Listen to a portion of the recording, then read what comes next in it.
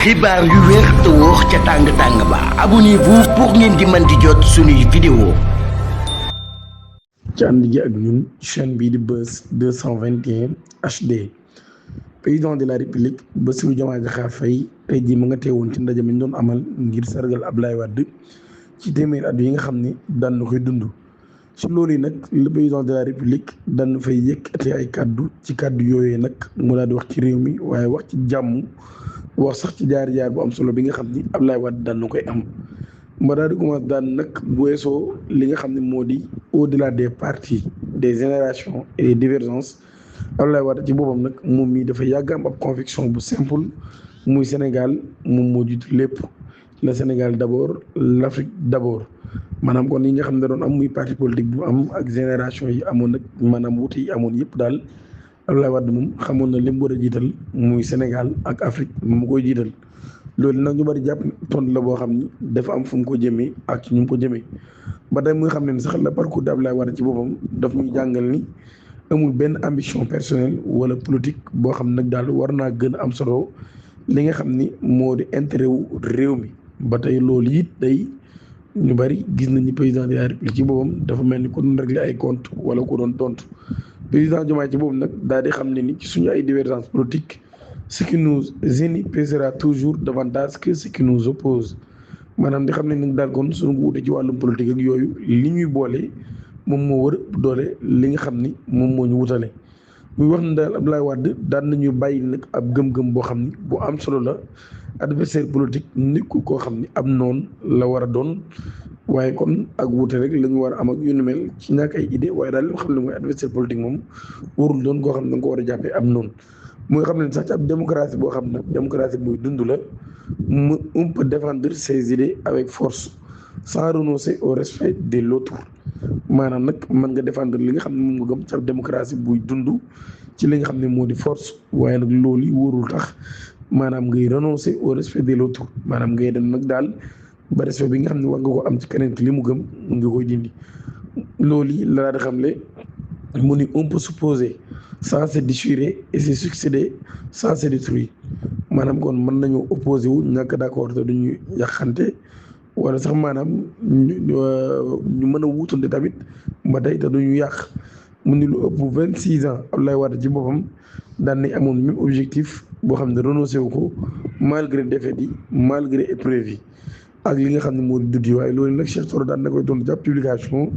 daan ne Abdoulaye Wade mi nga xam ne 26 ans la topp du wër réew mi boo amoon koo fal ci 10 jours du wër 26 ans di laaj réew mi waaye Diomaye ci boppam daan nañ xam ne amul benn ambition durable boo xam ne dinañ ko tabax ci ak yàkkamti mu ni victoire yi gën a mag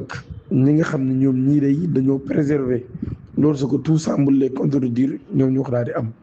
muy xam ne ni ak muñ ci boppam di patience nekkul loo xam ne faiblesse la waaye ab forme de courage dëgg la muy xam ne nag daal li gën a jafe sax mooy nga xaar te doo faibliru que de céder à l'empressement d'un jour loolu la Diomaye daal di xam ne ba tey muy xam ne ni 4 défaites mënoon nañoo briser benn nit maanaam ñeent défaite moom mën naa yàq benn nit boo xam ne ordinaire la waaye Abdoulaye Wade ci boppam nag ay marche la def loolu daal di koy def ay marche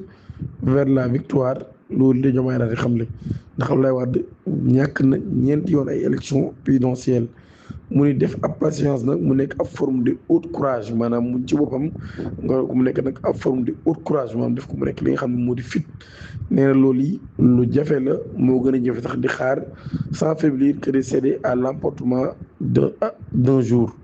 loolu yi ba tey muy xam ne nag daal rien de durable ne naît dans la précipitation et les plus justes causes sont presque toujours les plus patients